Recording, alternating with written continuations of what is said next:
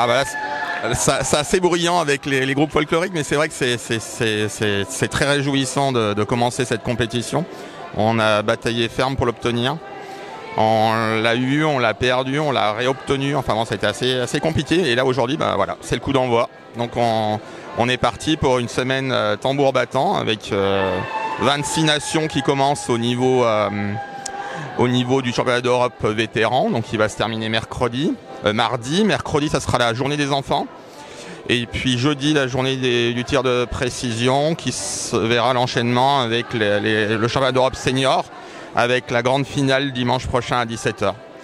En tout cas, un grand coup de chapeau à la municipalité d'Albertville, à la région, aussi au club voisin aussi, et puis surtout à tous les bénévoles d'Albertville et le club de Carmel Di Martino qui a fait un travail formidable, accompagné par le comité de pilotage et puis aussi bien sûr par tout son groupe, on va dire. Il est pas loin de 300 licenciés sur Albertville et c'est vrai qu'ils lui ont donné un très grand coup de main.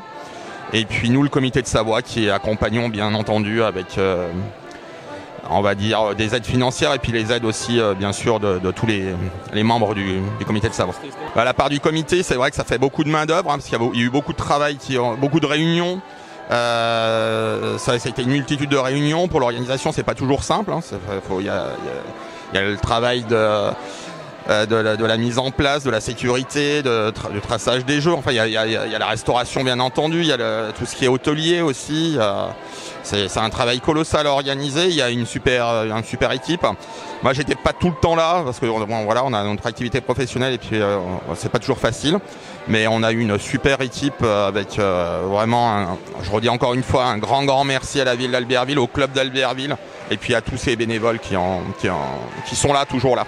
Oui, c'est une très grande fierté d'accueillir cette compétition sur notre territoire. On est un tout petit peu déçus parce qu'on a perdu les championnats du monde.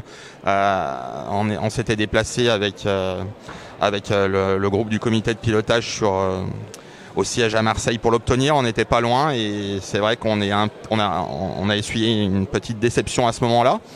On aurait bien aimé l'avoir et puis je pense qu'on méritait de l'avoir aussi. Bon, c'est la ville de Dijon qui verra cette manifestation en décembre 2024.